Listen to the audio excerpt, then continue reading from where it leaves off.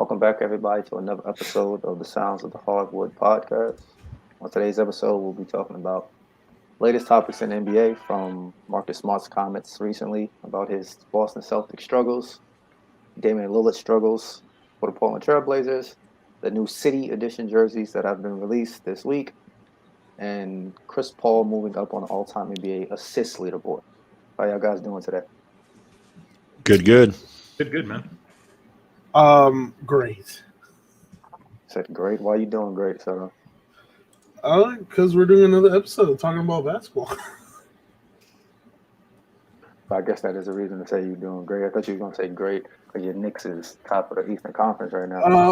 Not after today. Neither. Yeah. Not after today. Hey man, you gotta say positive out here in these states. The Sixers about to leapfrog the Knicks. Mm-hmm. I'm gonna say the Sixers and the Knicks got the best records out of anybody. Oh, I say over the Lakers right now and the Celtics, but it's not here right now. But I know he's hurting inside about his Celtics. Mm. Damn, So I think it's only fair that I start off. He's crying in the room right now. That's messed up. Don't say he's crying in the room. Don't do him like that. I don't think he's down that bad. I know he's in pain, but I don't know if he's crying bad. Maybe. I hope it's not crying bad, but anything is possible. But I'm going to start with not to quote KG there. Man, you hit the throwback of KG when the Celtics were actually good. That's cold. I didn't mean to do that on purpose. It just kind of happened. Yeah, you talking about me being cold? Cold-blooded. I'd be upset. No, because they beat the Lakers, so that kind of is upsetting when you said that. That's why poor Pierce made that top 75 list thing. But that's another topic for another discussion on another day. But I'm gonna start off with a Knicks fan to talk about the Celtics because there is such thing as a Knicks-Celtic rivalry.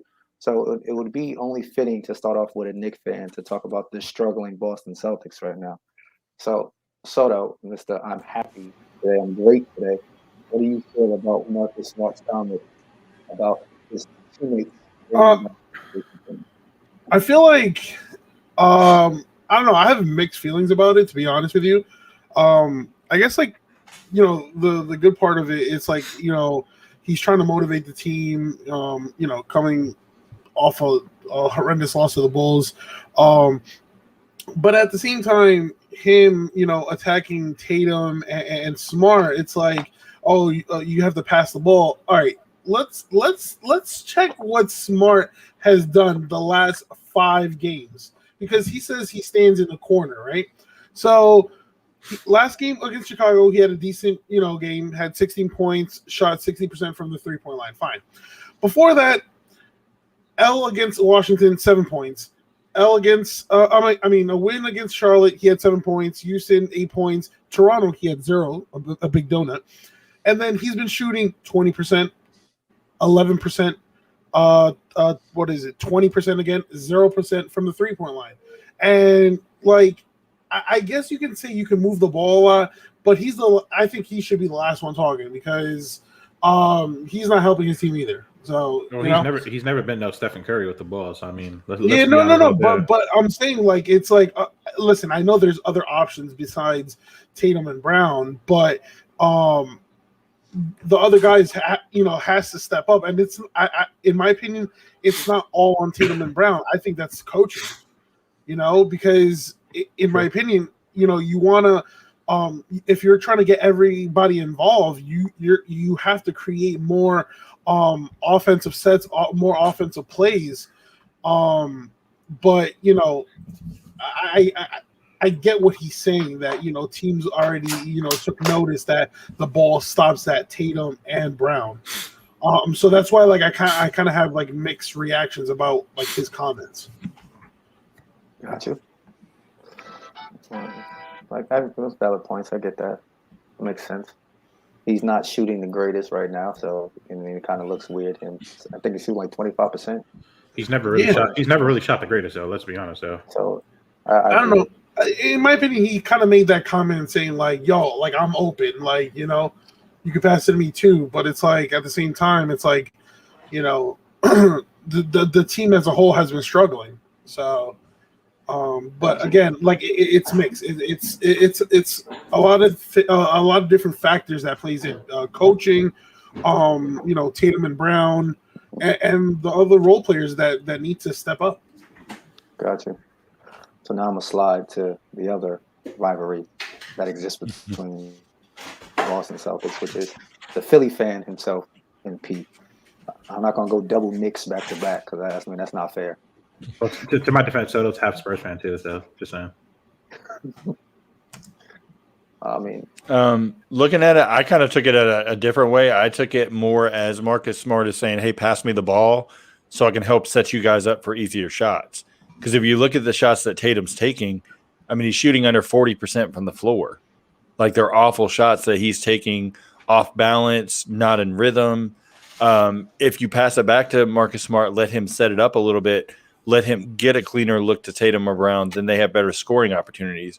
Brown looks more of like the slithery athletic finisher, but Tatum just looks like he's all out of sorts right now. So why not pass it back to Smart, let him help? Obviously, he's not going to be an elite passer, but better enough that he can pick his spots to say, hey, I'm going to swing the ball, get you guys open, rather than them creating from top of the key, trying to force a basket that teams know, all right, Tatum's got it. He's going to go. He's going to make a play for himself. He's not going to pass it to others. So we could pretty much, pack the paint for a drive, or, let him shoot it from three and take our chances. And if Smart has it, it can just lead to better decisions.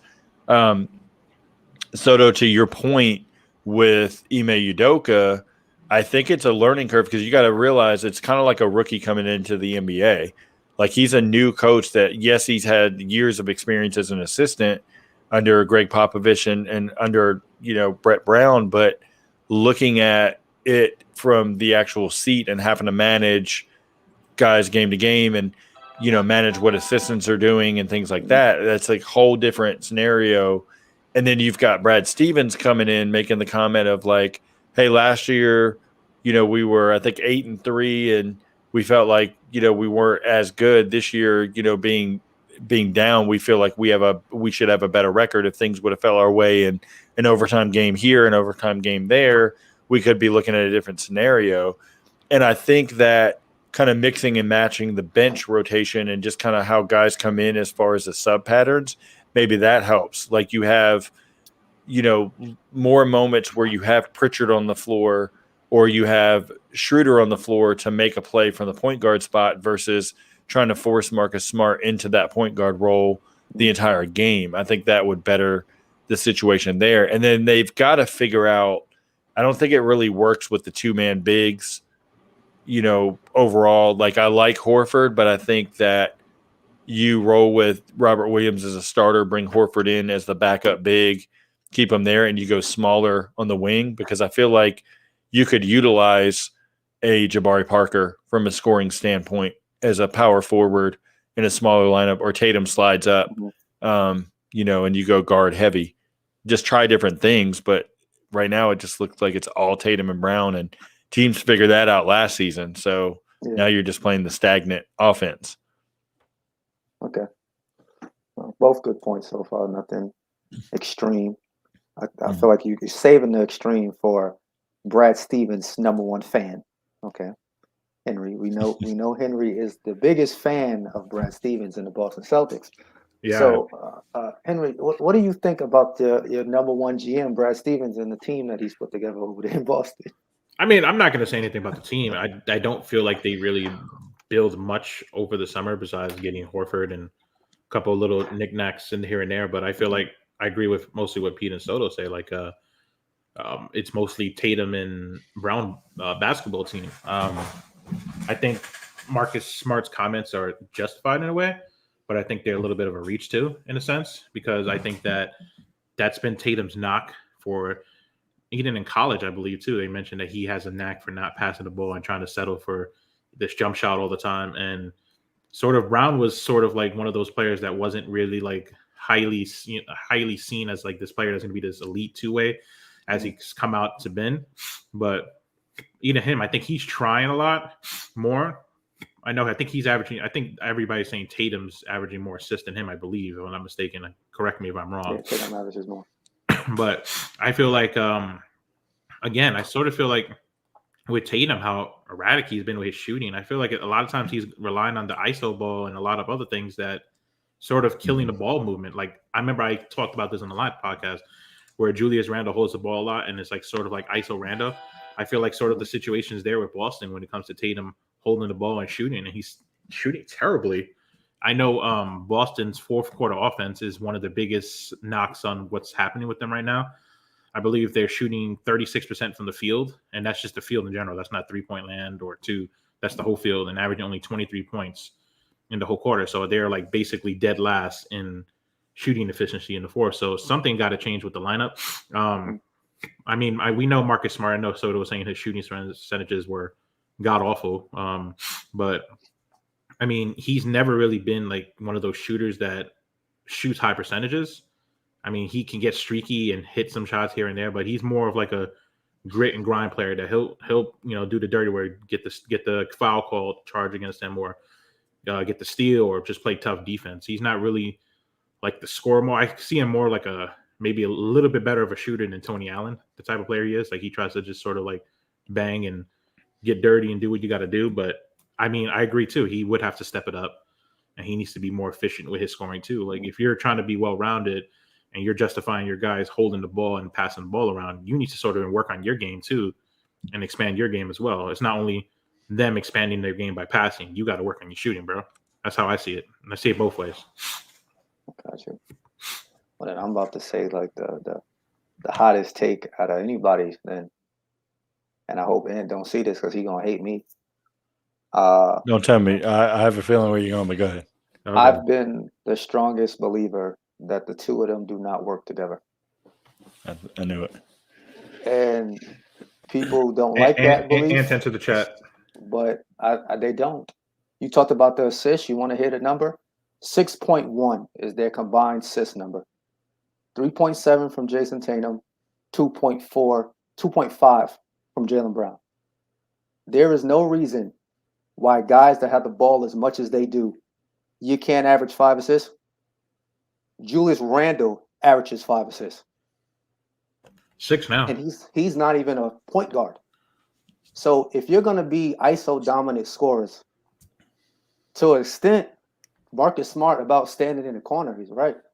I said the same thing about Kemba when he was there. He just stood in the corner the whole time. Come across half court, pass to Tatum and Brown. He ends up standing in the corner. Last year, Kemba's and Fournier's numbers both went up when Jaylen Brown got hurt. Kemba went back to averaging 20. Fournier was averaging 20 without Jaylen Brown on the court. So basically that told me the ball movement is better when one of them is not on the court. People like to say, oh, they're so young. Okay, I get it. But at some point in time, you have to figure out if I'm getting double teamed, I have to pass the ball. If I see help coming, I have to pass the ball. When Melo was on the Knicks, Henry talks about it a lot. We used to say Melo was a ball stopper. He takes a lot of contested shots. We said the same thing about Allen Iverson. We said it about Kobe at one point in time in his career. Michael Jordan had to learn it at one point in time in his career. You got to trust your teammates. If I pass my teammate the ball, he's wide open, he misses, I can't fault that. You got to make it, you're open. So if Marcus Smart going to keep missing, he's going to keep missing. But that's much better than Tatum and Brown forcing up those bad shots. So I've always been a believer, like Perkins said last year, Danny Ainge called him and asked him, would you have traded Jaylen Brown for James Harden? Absolutely, I'm going to trade Jaylen Brown for James Harden. James Harden is a bona fide top 10 player in the league. If I have a chance that I can get somebody in that I can say, okay, I could put myself in a win now position. Boston keeps going, oh, we're so young. Okay, but how many teams in the Eastern Conference now are just as good, if not better, than the Boston Celtics? That happened so fast, and we keep talking about their age. The Knicks are just as good. Atlanta's just as good. Washington now has gotten better. Charlotte has gotten better. Yep. The Nets have gotten better. Milwaukee's gotten better. So now you went from Boston was a top 5 team to now they're like 6 to 10 in the Eastern Conference. Just to give you some quick stats, just to, I guess, talking about Tatum, Keem, just the difference. If I was Boston and I was to pursue that trade, I probably would have traded Tatum as opposed to Jaylen Brown because I think Jaylen Brown has more potential as a two-way.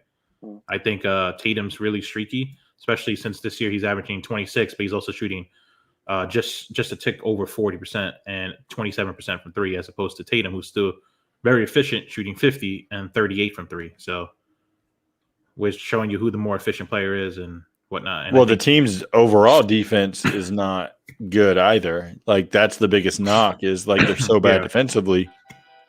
So you could have 50 points combined between Tatum and Brown, but you're giving up just as much because like Jaylen Brown's exerting himself so much on offense. Defensively, he's not going to have it.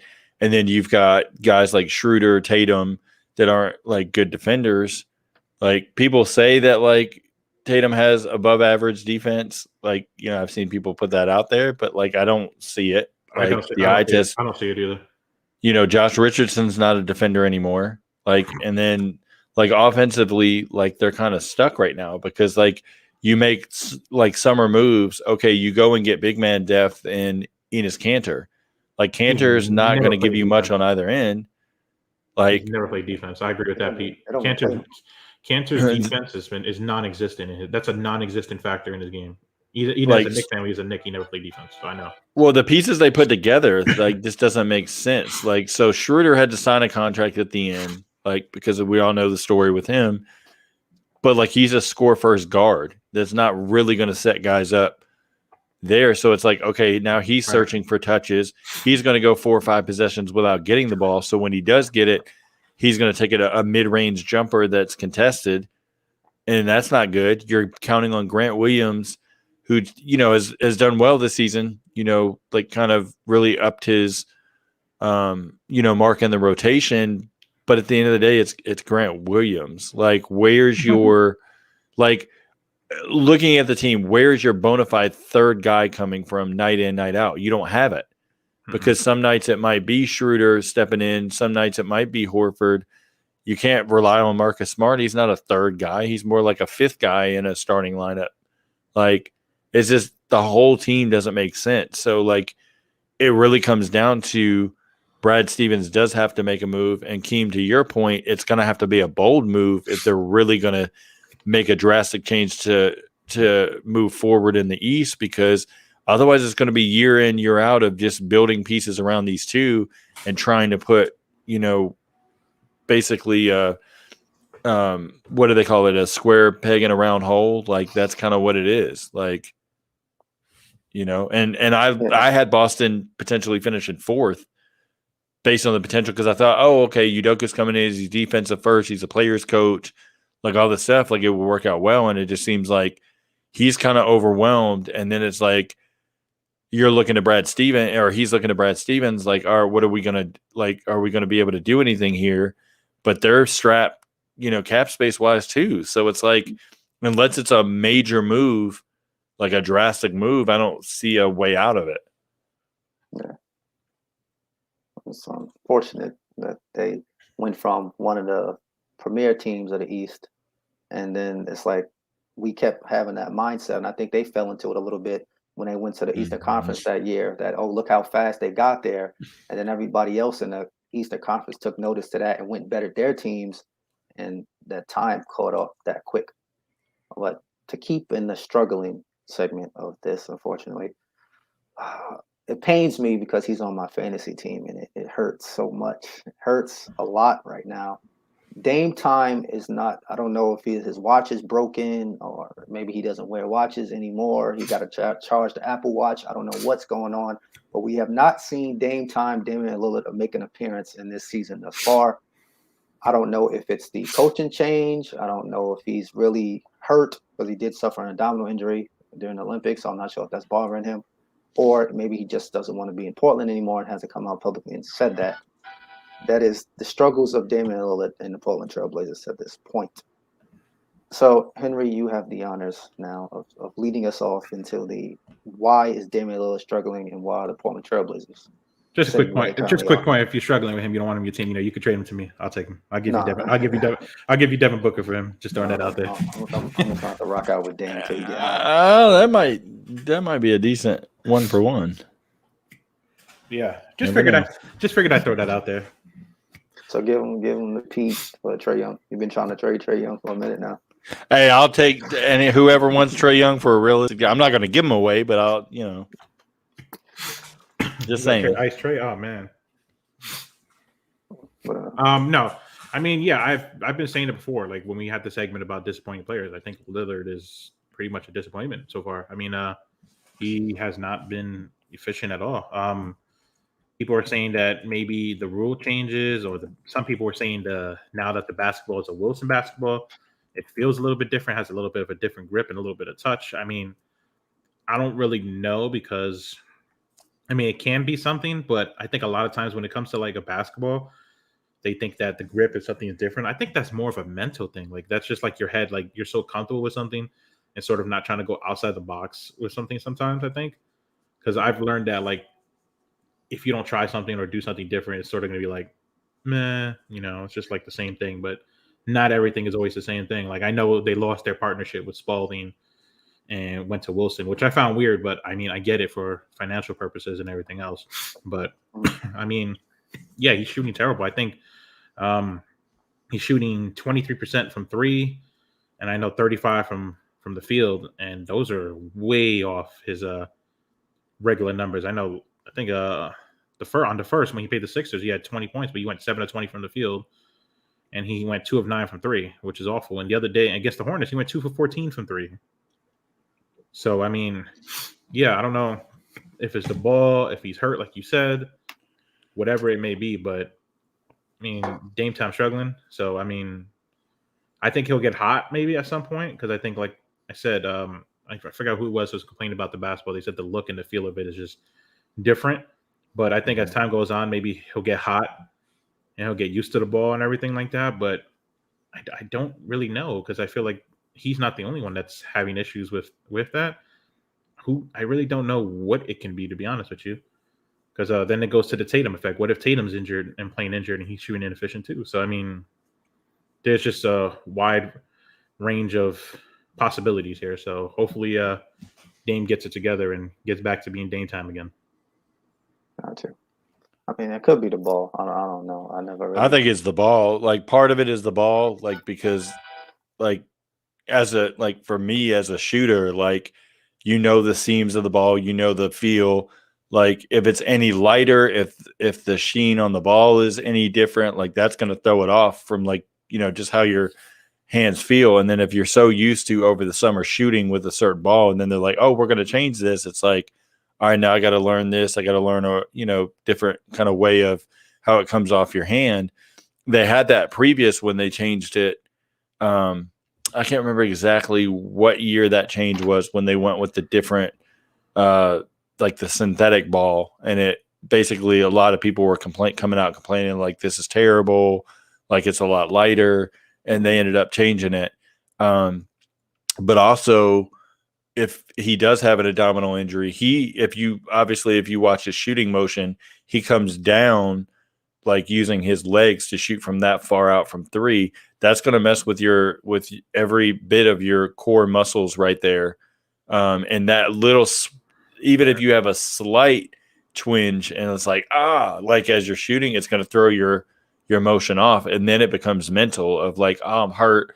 I can't shoot the same way. I've got to get this off quicker because like I'm hurt. So I can't get in the same motion as I can. Like all that plays a part. And then you start overthinking it. And then at the same time, his assist numbers are still good. And so that's why I think he's kind of hurt, where it's like, all right, I can't shoot as well, but at least I can play make for others. And luckily for the Blazers, Anthony Simons is finally showing that he's a capable NBA player consistently because he's been doing well, kind of picking up the slack there. But yeah, I think surgery is going to be the only way, from what I've heard, that Lillard's going to get it corrected, like if it is in fact an injury. So we'll see. But the ball is the thing. It was Paul George that said it, and McCollum made something about it too. He said that if it's not the ball's fault, it's not the ball's fault that missed shots. It's the shooter's fault, for the record. But they said that they're looking into the ball to see if any changes need to be made or anything needs to happen, because they say the league average for 3-pointers right now is at 34.2, which is the lowest it's been in God knows how long. Interesting. Yes. Yeah, that's an interesting stat. Yeah, the 3-point percentages are low. Even though Paul George has been shooting a little bit better, he's been struggling a little bit. I know McCollum's been struggling. It's a couple players. I think Trae Young is one of those players too that falls in line has been struggling with the new ball. Gotcha. So what you got, Rafael? No, I mean, listen, Henry and Pete both made great points. Like, it could be either. I think I'm just more leaning towards the injury because the last time Dame struggled was during the Olympics, and in the Olympics where he was shooting around 35% from the field, he was going through that abdominal injury. And he wanted to continue playing because he wanted to help Team USA. So it's kind of like that case, kind of like a similar case right now. Like, is it the injury? Like, is he hiding that too? Like, is he hiding it? And saying that because right now there's reports that he's like, oh, it's just not going in. So he's trying to like downplay everything, but is it something more serious? Like, is he actually injured and he's just playing through it because he wants to really help the Blazers? So I don't know. It's just a lot of things. And then the more he misses, it becomes a mental problem. The more you get frustrated. So all those three factors are reasons why he's struggling. The ball, the missed shots, if indeed he's really injured, it all ties in. Gotcha. I tend to agree. That's probably a combination of the injury, maybe the ball plays a factor, but I think the rule changes affect everybody this year, and I don't think it's just like a rule change and like, oh, he's not getting to the free throw line. I think the rule changes have allowed the game to be a little bit more physical because there's less fouls, especially on a lot of those bump contact fouls. So it's a little bit harder for some guards to get to their spots and get shots off. That's why you see a lot of guards. Good. We didn't need no year. pansies no more. NBA is too soft as it is now.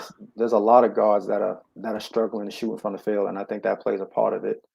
The timing is off. It's like if a guy like Damian Lillard, if I'm struggling, I could go to the basket, get my little foul, go to the free throw line. I can see the ball going. So when you don't have those easy opportunities to see the ball go in, you literally kind of have to shoot yourself out of a slump. And that's what he's kind of doing because he has no choice to shoot because he's the primary scoring option on that team. I think to help him, so like Pete said, you got Anthony Simons that have been playing better. CJ McCollum has been playing really well too. So I think if there was going to be like a coaching change that Billups could make to try to help him, maybe, put the ball more in CJ's hands and let CJ set him up for some easier shots so he could see the ball going a little bit and try to find a flow. And also, if he's not the primary ball handler, it's a little less contact if he is playing with an injury that he doesn't have to worry about. I got to play in so much crowded areas because I always got the ball in my hand. But it's still a young season, so he has time to figure it out. I hope if it's an injury that it heals, if it's something that can heal without him having to get surgery, because him having surgery would completely change the direction of the Portland Trailblazers this year. And I don't want to see another player get hurt because there's been a few players already that have been battling with injuries early on in this season. And he's on my fantasy team, so I'm being a little biased. I don't want to have to drop another player because somebody got hurt. But I mean, if that happens, it unfortunately may happen. But I think he'll figure it out. Yeah, interesting thing. We talked about the Celtics, and as you were going with Dame, Woj dropped a tweet and said that the Celtics are having a players only meeting, and so it's 7 games into the season, and they're already having a players only meeting. That's not good.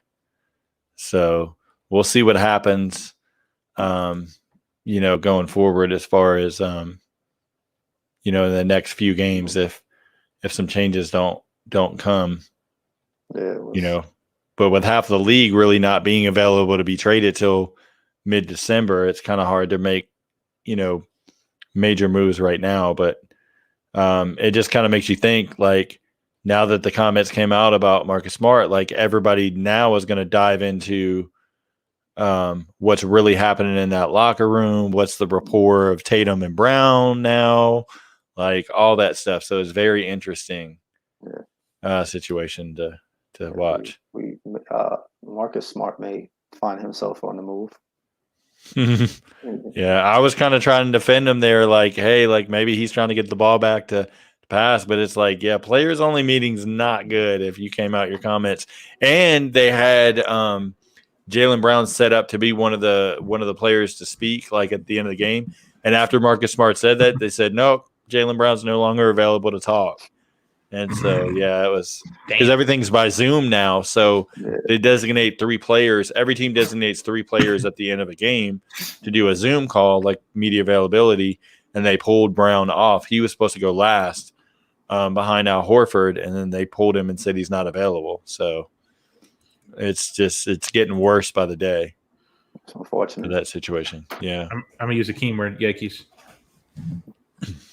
Ime Udoka don't walked himself into a team that looked like it was all fine and then looking a little toxic now. That team was not fine. They had a huge collapse at the second half of last year. You know, I was actually playing like Xbox, right? And then like I look at the score, you know, Boston's up. So I'm like, oh, all right, cool, because I had talked to Ant earlier. And, you know, he downplays his Celtics and whatnot. I'm like, nah, you know, the Celtics are going to, you know, bounce back and whatnot. Next thing you know, he FaceTimes me. And then he's like, see, I told you I can't stand them.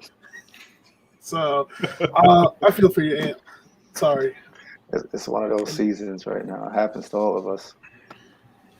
But when speaking of seasons, right, because we'll continue with the season, for some reason, the NBA every year now, or almost every other year, decides that they want to release new jerseys, try to get that merchandise sale up there.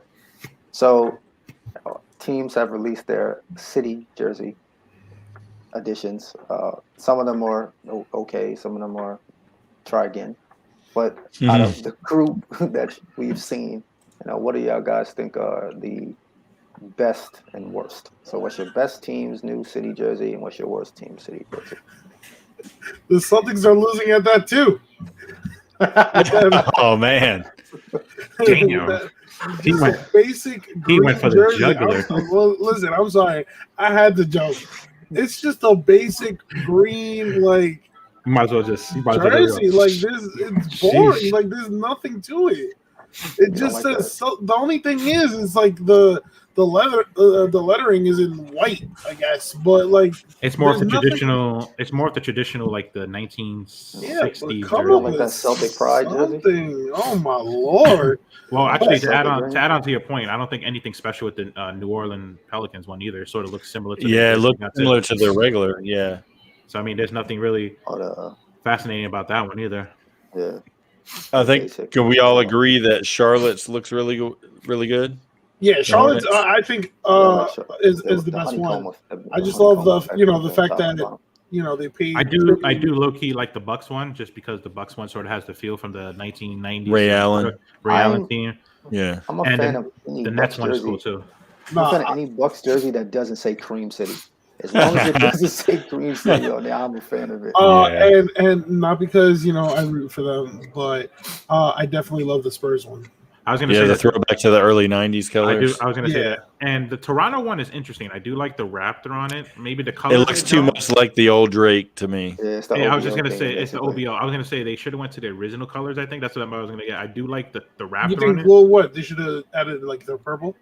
It should have been the purple, more traditional purple and white, like the old colors. I think, yeah. And then Dallas went with the old traditional jersey from the early time, which is you guys mentioned the Timberwolves, right? Not yet, but that was on my list of one of the better ones. I like the KG rookie era. I also like the Denver one. I like the Denver one with the old classic little things on it, the mountains on it from the old old school days. I do like that. I don't like the serial killer ransom note Miami Heat pieced together. Like I don't know what they were going for. It's like Miami it looks like a serial killer ransom note. That's my Miami coloring book. That's what I call it. That's what it's got to be like a Miami Vice theme. They always do something Miami Vice. What else? What other jersey? Yeah, I don't like Orlando the with OKC that. Thunder. Oh, the all white one. It's like a long white tee. Like no. I think they made a mistake with the all white because if you look at the court, it's just going to contrast too much. Like I just don't like it. Like if you look at because certain teams are going to have, I think it's 18 total classic courts or whatever. I like the Hawks court, but I don't like that the Hawks went with probably the worst era, like the 03, 04 Hawks alternative jersey, that the yellow that they had. Like I just don't like. They should have went with the one for. They should have went with the one from Dominique when Dominique was on the team and stuff like that. I did like that one. I mean, the Pacers one is okay. That's like from the Reggie Miller time. Grizzlies one is that was nice. It's an interesting one. Yeah, I do like the Houston one because I remember the Houston pinstripes with the throwback Steve Francis and everybody on there. Right. I think the Rip City one sort of is just more like a generic one for me. I feel that's pretty plain. It's like the Chicago ones. Chicago one is pretty plain to me. I think. No, the Chicago one is nice. Kind of combine the different Jordan eras. I think that's what I was going to say, but I've seen it before. The last championship. I think the Lakers one is very generic too. Oh, that's see, I like that purple with the Lakers. I thought like it the was purple. different. I like the purple. I just don't like the lettering though. That's when they were the Minnesota. Bottom two for me is definitely Celtics, and it's got to be the Cavaliers. That Cavaliers, like I don't know who came up with that Cavaliers. Oh one, yeah, I'm looking at the picture of it now. Yeah, that Cavaliers one. And probably the Pelicans. I put them in it because they didn't do anything different. Like I guess Zion looked too bad and like too fat and purple. The other one I meant to mention that was a sleeper for me, and the Golden State really didn't do much either. But the one that was a sleeper for me that nobody's really talking about, I actually like. Two of them were the Clippers because they went back to basically the Buffalo days. San Diego. Buffalo, yep. I like that one, and I like the Washington one because it reminds me sort of like the Bullets.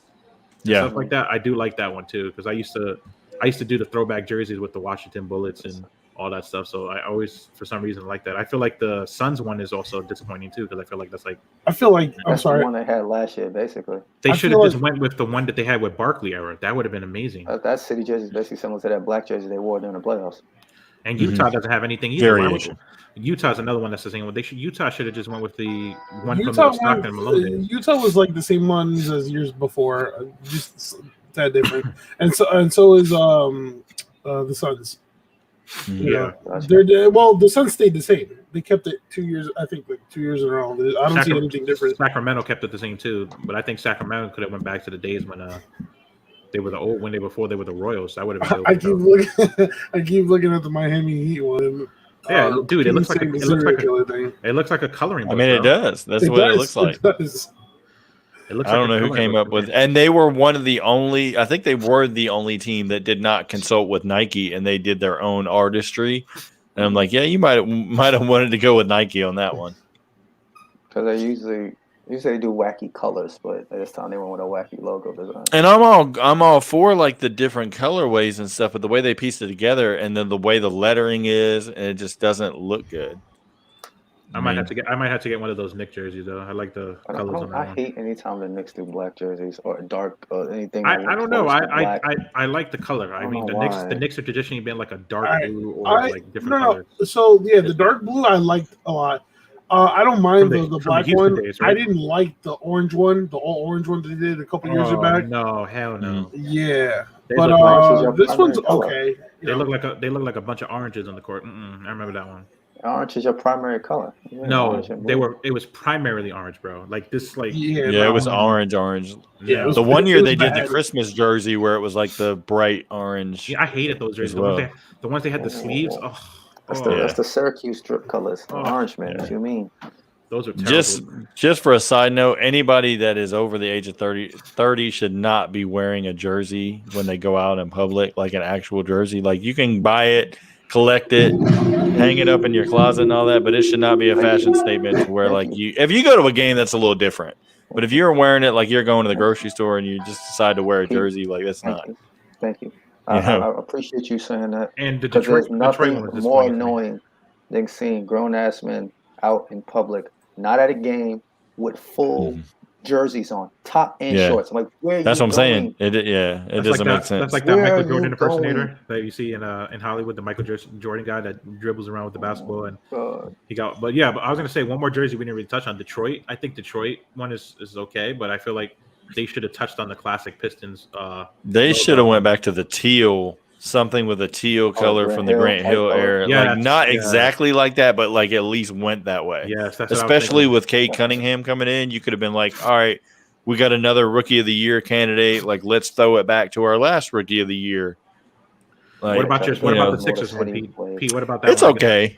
It's okay. I mean, it's better than what they had last year and you know, kind of some of the ones in the past. So I mean, it's not too bad. I would have liked for them to touch on either the one when Dr. J was there or the one that AI and them were there. I did like those very I wish they would have do the red like from the 97. It was like an alternative. It was like the 97, I think 97, 98 season.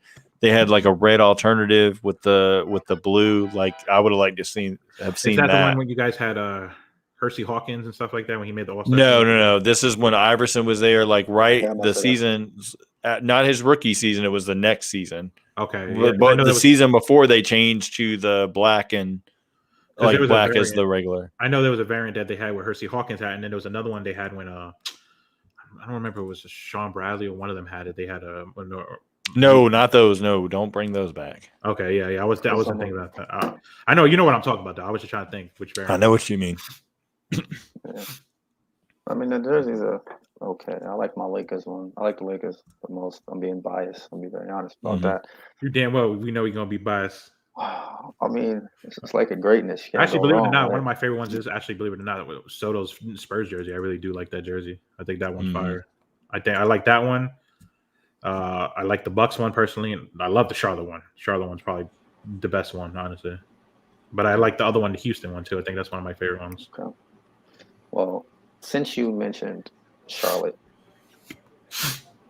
then that ties into our next topic of Chris Paul, who started his career with Charlotte, and then they moved to New Orleans, and then you had the New Orleans era of Chris Paul and David West, and then he moved from there to Lob City with Blake Griffin and DeAndre Jordan, Yep. and then had a pit stop in Houston with James Harden, and then is now here with the Phoenix Suns and Devin Booker, and he's making history as he has now moved to third all-time in the all-time assist leaders, opening debate of where he has positioned himself in the all-time point guard list in the history of the NBA.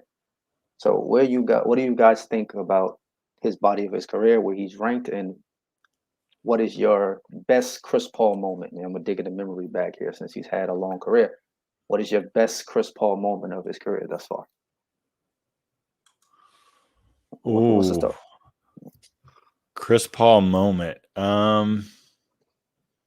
I think looking for me personally, because I was never a fan of the Clippers. Mhm. I always preferred the Chris Paul when he was with New Orleans. I have to go with the 07-08 season just in general, like just having Tyson Chandler and just how he worked with David West. I think that was the best stretch when they had Stojakovic on the perimeter. You just had guys that were the role players. I think they should have achieved more if it wasn't for injuries. I think that's something that you could say for Chris Paul, like across his whole career. Like had he stayed entirely healthy every season, especially come playoff time, it was always like one teammate got hit with injuries or he got hit with injuries, and they always fell short, and they just never made it. Like even last year, like look at the wrist injury and how that affected the series for them. I don't know. Chris Paul to me is going to be one of the best point guards of all time. Like I know people probably throw out like Jason Kidd being a better point guard overall, but I think the body of work of Chris Paul over a long career, because you got to remember Jason Kidd had those early Maverick teams that weren't that great, played in Phoenix, and they were okay, but I think Chris Paul's body of work, like I don't know that he's going to catch Jason Kidd all time, for second and assist, and definitely he's not going to catch John Stockton, but you could make a case that Chris Paul had a better career than a Jason Kidd. Obviously, not going to be better than John Stockton, Magic Johnson, even Isaiah Thomas, but he has to be right there in the discussion as one of the best point guards ever. I just wish some of his team situations of the rifts with Blake Griffin and things like that had gone better. And if he hadn't gotten hurt, I think we would have saw Houston advance in the series with Golden State. I really believe that. So, well, since you mentioned J Kidd, I'm gonna go to my J Kidd fan in the chat, and that is Soto, whose favorite point guard of all time happens to be Jason Kidd. So we get to see what he feels about your comments about Chris Paul having a better career than his favorite Jason Kidd. Unmute. Technical. Unmute, Soda. Unmute. That's completely debatable. I said debatable. I didn't say it was a definite. I said you can debate it. Right. So, listen. At the end of the day, Chris Paul is, I think, top 5 point guards of all time. His resume speaks for itself. My favorite Chris Paul moment is one that I also hated the most. Was when he hit the game-winning shot in the playoffs against the Spurs in that 7-game series a couple of years back. Mm-hmm. That was one where it's like, Chris Paul is one of those players that rarely has any flaws. It's either he'll kill you with his midi, his 3-pointer, or he's gonna find the open man. And even before that game, when he was years prior to that, when he was with the Hornets, and had a 7-game series with the Spurs, like I always admired Chris Paul's game because the fact that he was always that leader, and got everyone involved. So to be there, number 3 on the assists rankings. I always wondered if injury wasn't the case with Chris Paul, could he could he be that guy to surpass John Stockton? Because John Stockton's assist numbers were incredible, but I always thought that Chris Paul might eventually reach that. But nevertheless, like he's an incredible competitor. Loved his game, and obviously future Hall of Famer. So, gotcha. Henry, what you got, man? For me, I think my favorite moment for CP3 was that 2007-2008 season. I feel like that was probably the best Chris Paul we've probably seen, honestly. I think that was the year that Kobe beat him for the MVP, but his stats are crazy that year. I think he had 21 points. I think he was averaging basically 12 assists a game, 4 rebounds, and 3 steals. I think that year he did get robbed for the MVP, but he had probably way better season than Kobe. Kobe is Kobe, but Chris Paul had an elite season that year. And if you look at his stats, his efficiency and everything, he deserved it that year. I mean, he did finish runner-up, but that was my favorite moment of him that whole season. Just his play and how well the Hornets play. I believe they were 56-26 that season too. So they had a great record. They were a playoff team. So that team was probably one of my favorite teams watching when he played. Injuries, I mean, did hurt him. He probably had a legit chance of passing Stockton, but the injuries obviously derailed that. I don't know where I have him in top 5 point guards all time. I don't know if I have him there because I have obviously Magic, Oscar up there, and Isaiah is definitely up there. And then it's debatable. I might have flip-flop between Curry and him as 5, just because of Curry's body of work as opposed to CP3. But either way, I think for me, I know number 1 is Magic, number 2, and number 2 would be Oscar, the Big O, because Oscar Robertson was Mr. Triple-Double himself before Russell Westbrook and more efficient. So, I mean, that was that. And then John Stockton was an assist machine. I mean, everybody says, "Oh, he never won in the championship. Oh, he never did this. He never did that." But the dude could play. He was an all-star. He played good defense. He averaged more than 2 steals per game for his career. Everybody's like, "Oh, he only averaged 13 points." Yeah, but he averaged basically 11 assists his whole career. And there were some seasons that he had over 15 assists per game, which is insane that you don't even see anymore. He shot 39% for three. Curry obviously is Curry. I can't object to that. And Isaiah Thomas is Isaiah Thomas. If I could do top 5, I think probably Chris Paul would probably be number 6, honestly, just ahead of Nash. But that's what I think, just because of the body of everything. I think for me, even though CP3 was injury prone, I think unfortunately Steve Nash was a little bit more injury, so I'd give him the nod when it comes to that. And I know Soto's going to kill me for this, but even though Jason Kidd was elite for that time, I think the same thing, injuries and his age caught up to him towards the end, which derailed his career a little bit too as well. I think for me, CP3 is a little bit more consistent even at his age, so I think that's what bumps him up a little bit more. Yeah, no, I don't. I'm not going to argue with that. If I sat down carefully and analyzed everything, I would probably have CP3 over Jason Kidd. And I'm sorry, it's not going to be probably. It would be. I mean, Kidd had a better Dallas run in the early Dallas years. If because that didn't work out with the 3 J's, but if he had started out like the first 2-3 years with a good team surrounding him, I think the narrative could be a little bit different. Yeah, I'm just happy for CP3 that he moved up. I wish that they would have got the like they've talked about since they were younger, the Banana Boat crew together for at least 1 or 2 seasons and actually did what they wanted to do. But I guess, yeah, because they're all really close in real life. They all families hang out and stuff like that. I think that would have been, as obviously they're older now, but maybe that would have been a great way for them to have some part in their career that they want to chip together or end their career, whatever it may be. I think that would have been probably a cool moment for them. I think obviously financial stuff in the NBA is a little difficult for them to maneuver around, obviously, but for him to be up there.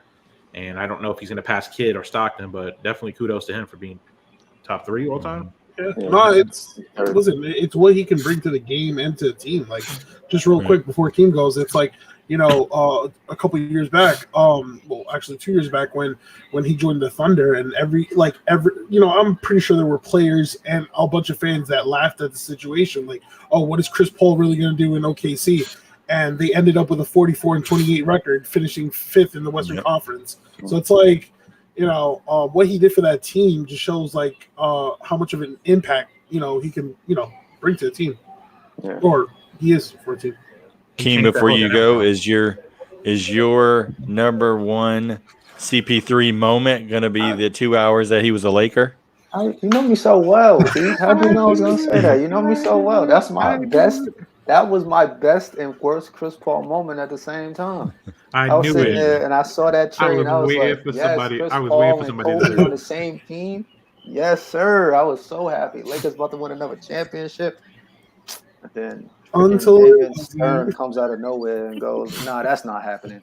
And I'm like, "Come on, man! If you would have got traded to any other team, they would have let it rock." And then he had to go to the Clippers. That's because the sit over there and watch him struggle with the Clippers. I'm like, this wouldn't happen if he's on the No, that's because the NBA owned the Pelicans at that time. He was acting as an owner, and the trade that return they were getting was I'm gonna put in how can I put it in a nice way?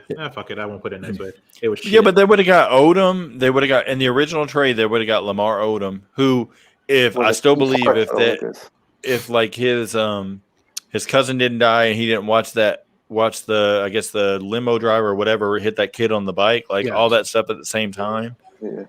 I still think he would have been effective. It's just the fact that he went to Dallas and he was dealing with all those issues and then the drug issues. Like, he would have still been good. Like, they would have had a couple pieces to put together. So it would have been a more even trade than they're making it out to be. They were getting the Hornets were getting, I know, Lamar Odom, but he was a little bit, like you said, there was just a little bit iffiness with his career. They were getting Kevin Martin. Luis Scola. He was solid, Kevin Martin. Scola, the ice cream man. The ice cream man. who's solid, and Goran Dragic, who was obviously young at that time. Yeah, that's what I'm saying. So they would have And put a look at what he had competitive. turned into after that. And the As Rockets would have Yeah. got Powell. Yeah. So it wasn't a And bad that, I trade. mean, it So, wasn't but- terrible. I just But think then- from a marketing standpoint, that's where they're like, But how there- are we going to market this team? There's a lot of rumors No. about that trade, though. That a lot of that trade, that original trade, that's the best trade. That's not a bad trade, but there's a lot of rumors that other trades were talked about that the Lakers made out like villains, and every other team involved just got robbed. I don't know how true that is, but they said that that was one of the reasons. I mean, I don't know. I don't know why David Stern would have turned that trade down. I think that was the one. I know he passed away, obviously, but I think that was the one thing that tarnished his legacy a little bit as a commissioner, him turning down that trade, because you don't typically see sports commissioners typically, even though he was technically the NBA was the owner of the team, you don't really see commissioners really step in, veto a trade. Like it's rarely ever done in any sport. Like I don't even remember. Probably in my lifetime or my parents' lifetime, maybe they haven't done it. The last time I could think of it is maybe like in baseball, obviously in the 1920s and 15 times, where before any of us were ever born and our parents were born, they they did it. So I mean, you should know firsthand he rigged the lottery so the Knicks would win. Like, I mean, that was. Everybody says that about that Patrick. I mean, Ewing. I really think And the they haven't had lottery. another Well, one I picked do since I do agree that the lottery is rigged. I don't know if he rigged it for the Knicks. But then it was rigged. It's not now because there's too many calculations. But but I think before in the past it was rigged a lot, because I think a lot of teams like the Cleveland will get a lot of first round picks. Yeah, honestly, Cleveland. that shit is all rigged, because for the past, like, I think, before the Knicks were good, where they were in last place every single year, it was like, all right, it was predicted the Knicks would get the number one pick, and then from one, all of a sudden, a couple of months later, they're picking like 6, 7, 8. Yeah. So That was weird. I mean, I'm glad they changed it, but yeah, it was rigged before. I agree. That's another thing in his legacy. Yeah, that was. What I mean, I said that because Pete says to me it's funny. yeah, but all jokes aside, what's your real Chris Paul moment? My real Chris Paul moment, I'd probably have to say would be him joining the Clippers. His time there with the Clippers, because the Clippers at that point, I know it's not just a moment, it's a whole year's worth, but it's because Changed the game. that's cheating. that changed the outlook on the Clippers. Like the Clippers were the laughing stock of the NBA when he went there. Mhm. It was like For nobody wanted to years. play there. The joke was all the better players end up getting traded to the Lakers, like how they got Lamar Odom. So most people didn't think that team was going to be any good. You got Doc Rivers, who technically was traded as the coach of the Clippers. He wasn't signed there. He got traded to there. So people were like, okay, that's weird. We never seen a coach get traded. Was that the last time a coach was traded, by the way? I think so. Yeah. I think that's the last two, right? So it was, they haven't done that in a long weird time. to see that. So you having that. So then Chris Paul goes there, and he's not known like he should have been because he was in New Orleans. It's like people, if you followed basketball closely, you knew who Chris Paul was. I'm not saying he wasn't a superstar, but I think that time with the Clippers made him, the State Farm guy, where we know who he is, we know his career now, we watch him closely. It made him that superstar player that he is now. And he was kind of like the person that was battling with Curry towards the Warriors run for the Curry being who he is now. It was the battles between him and Chris Paul in the playoffs. That signature moment for Curry is the unfortunate bad one for Chris Paul when he got dropped on that crossover move. But that was what those battles were, something that people want to watch. Every time they matched up in the playoffs, you were sitting there watching those games because Chris Paul and Curry going at each other. And he basically made Blake Griffin, DeAndre Jordan's careers, because they were not the same players anywhere they played after they played with Chris Paul and the Clippers. So that's why, similar to Soto said, and y'all have all said, his ability to win everywhere he's been and his immediate impact on every team that he's been on is why I always put him in the top 5. And I still say that, for me, if you talk about point guards, I say he's the best point guard. I know people are going to say Curry and things like that, but his impact on any team, like, I'm sorry, as much as people love Curry, I don't think if you put Curry on that Thunder team, they have the same success that Chris Paul had with that team. And it's just because they're completely two different styles of players, where it's like Chris Paul can make players that we don't think are any good play well. He literally just got Michael Bridges a contract. Is a man that the Phoenix Suns signed, who we were like, okay, what is he going to be? Is he a 3-and-D? Is he a slasher? And then Chris Paul says he can do it all. He can shoot threes, he can slash, he can defend, because I'm going to get him the ball in the spots and make it easy for him. So that's why I've always said I like Chris Paul. And went from being drafted by Philly, traded to Phoenix, playing with Chris Paul, and gets a hefty contract. That was still the worst trade. How do you trade Mikal Bridges? His mom works in the front office for Zaire Smith. Zaire Smith can never stay healthy to get on the floor. It's awful. He's not even in the NBA now. No, he's not even. Couldn't even play in the G League last year because he was not healthy. He couldn't get healthy. Yeah, he's got bad knees. Yeah, I mean, this doesn't make sense. So, like always use this last part before I wrap it up to give guys the chance to do their closing thoughts. Last time Henry used that to make Mike Wang try to answer his tweet. How'd that work out there? Did he get back to you yet? No, he's not gonna. No, I actually took a serious note to say my thing was I just want to give condolences to obviously the victim in the crash for Henry Ruggs III. That was a terrible accident. I will say this: he deserves everything that's coming to him because of his senselessness, and he's a fucking moron. You're going 156 miles an hour and crashing into a car, killing a person, a dog, and injuring somebody else, and hurting your girlfriend all at the same time. That is she's seriously hurt, and that is absolutely fucking insane to me. And I know people are like, oh yeah, he's probably drunk, he doesn't remember it. It doesn't matter. Like, all you have to do is call an Uber. You don't have you don't have to drive. You don't have to do stuff. I'm tired of these young kids thinking that, oh, we got all the money, we came from the hood, we did this. So what? Everybody grew up somewhere, had hard times. You got the money, spend it wisely. Do what you need to do. Be smart. If you know you're going to get drunk, you're going to get whatever you're going to do. Call an Uber, call a cab, call a friend. Don't go out and drive and do something stupid. Don't have a firearm on you, because he had a firearm on him too. Like, don't do something stupid that's going to sacrifice your career and you're going to take the life from somebody else. I know obviously football players and other stuff have gotten away with it, obviously, and come back from it and whatever. It's bullshit. I mean, he deserves everything, because that's just a shitty way of what happened. Yeah, you're absolutely right. Because it's like, just in that moment, you can just imagine how many, families or people were just affected on that one incident. You got the victim's family, the dog. You have Ruggs's family, the whole Las Vegas organization, because they drafted you and they, you were, their piece of the future. The girlfriend's family, like all these like different parties are involved, and it's like the community too. Mm-hmm. They've got to have more accountability for teams across sports that have.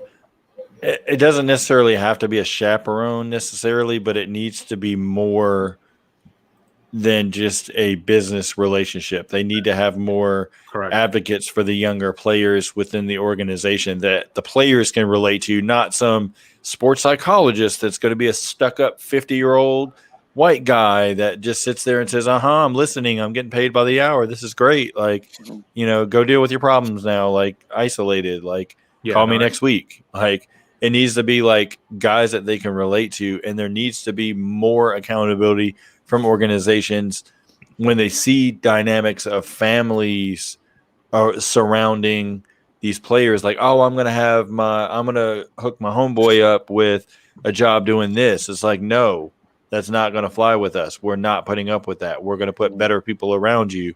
Like, because then what if he had someone that said, hey man, I'm not letting you get in the car. Like, whatever. Crazy. Like, yeah. And I don't know the girlfriend situation, but like, I don't know if she was drinking as well, but like, surely she has better common sense, unless she was drinking just as much, to have said, no, like, I'm not getting in the car. It's sad what happened, But at the end of the day, like somebody has to be the person that steps in and says, "You're driving drunk. This is not acceptable. Like I'm calling you an Uber or something." Like, whatever the case is. Like, because you have accidental deaths all the time. Like I always go back to the Paul Walker incident of, he's with somebody that he trusts that's a professional driver that just happened to skid out at the wrong time and hit a pole, and we know what happened to them. But like you have situations where like, okay, you're intoxicated, people had to see him leaving from wherever he was, and it just could have been avoided all the way around. But I'm sure. I mean, it's just crazy. Like I think I think that sports in general, this is just a whole thing. This is not only just about Henry Ruggs third situation NFL. I think sports in general need to come together and say, we're going to put a kibosh to this. We're going to stop this craziness from happening. And I think these players think that they're like, I get that they're getting, I think they think a lot of time they're invincible and that they're higher than the law and stuff like that. I think honestly, if they do something stupid, I think they need to have their sport taken away from them, ban them from life. You got to sometimes in sports, you have to set an example, and as human beings, you got to set an example and stuff like. If somebody's going to steal something or somebody's going to do something wrong that hurts somebody else or hurts a company or hurts whatever, it's not, oh yeah, we released him because of this, further investigation ongoing and stuff like that. They need to sort of clamp down and say, okay, we're done with this and we're not dealing with it. Or you're banned for life. Don't come back to the sport again. Real quick for my end, wishing speedy recoveries for those who tested positive for COVID, whether they're feeling symptoms or not. Hopefully, they get back on the court soon. Middleton just tested positive. Tobias Harris, Kevin Love, and if I'm missing any Lauri others, my Markkanen. apology. Oh yeah, Lauri Markkanen. So hopefully they get healthy. Your guy once too, again. Jakob Poeltl. Yeah. So it's like it's crazy because it's just all these names just started coming up in in the span of a day or two. So it's spreading out to other sports too, because a lot of hockey players are getting it now. I know Sidney Crosby got it. Aaron Rodgers just got and football. Aaron Rodgers tested positive now, so it's going around. COVID is definitely still a thing. I think for mine, just really quick, I think it's pretty cool what the Athletic is doing, where they're ranking the top 75 players of all time, like actually putting them in that order. It's pretty cool to not just the ranking part, because I mean that's always debatable, but like just reading about like the different players and their accomplishments, like in actual articles, some of the things that you may or may not have known previously and what their impacts were. Because like guys like Pistol Pete Maravich and stuff, the narrative's always like, okay, well, he's a good player in college and like he never played on good teams and stuff like that. But like for people that never got to see him play, you don't know that like just his impact on the court overall. He just had bad franchises that didn't want to pay players.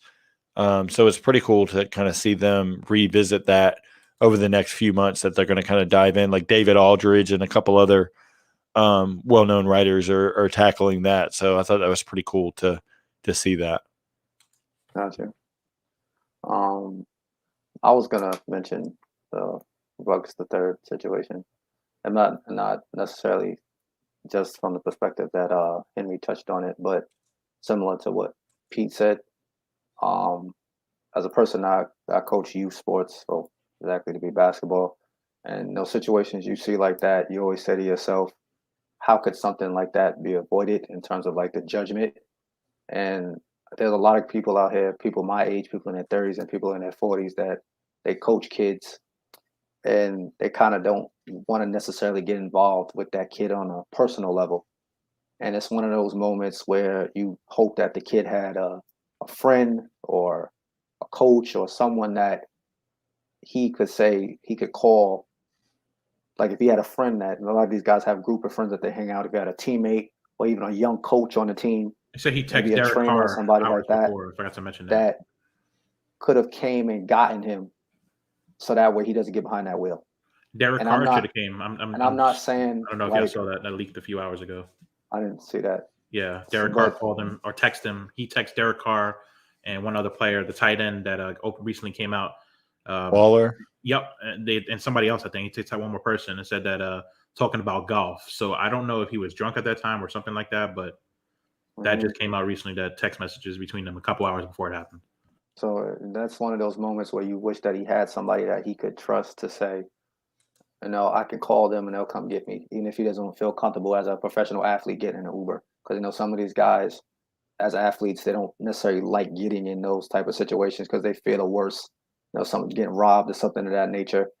So if he just had someone that he could have called and said, "Yo, I'm going out. I've been drinking. Can somebody come scoop me?" And then this would have been a completely different situation.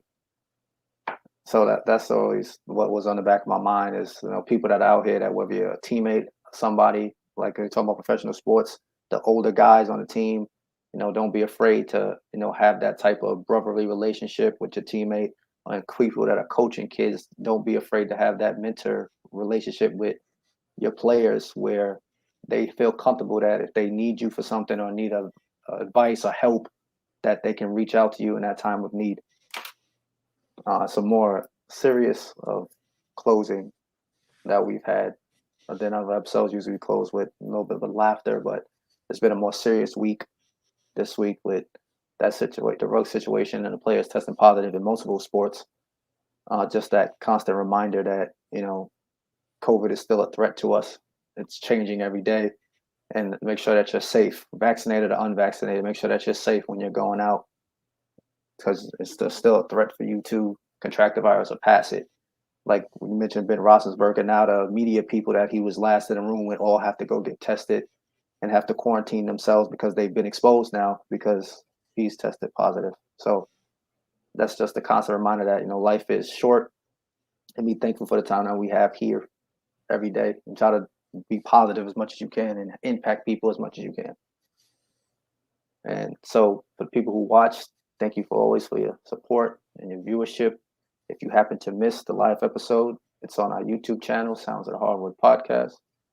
And if you'd like to listen to an audio version of our podcast, that is available on Spotify, Anchor, and Apple Podcasts. And like always, we'll see you on the next one. We out.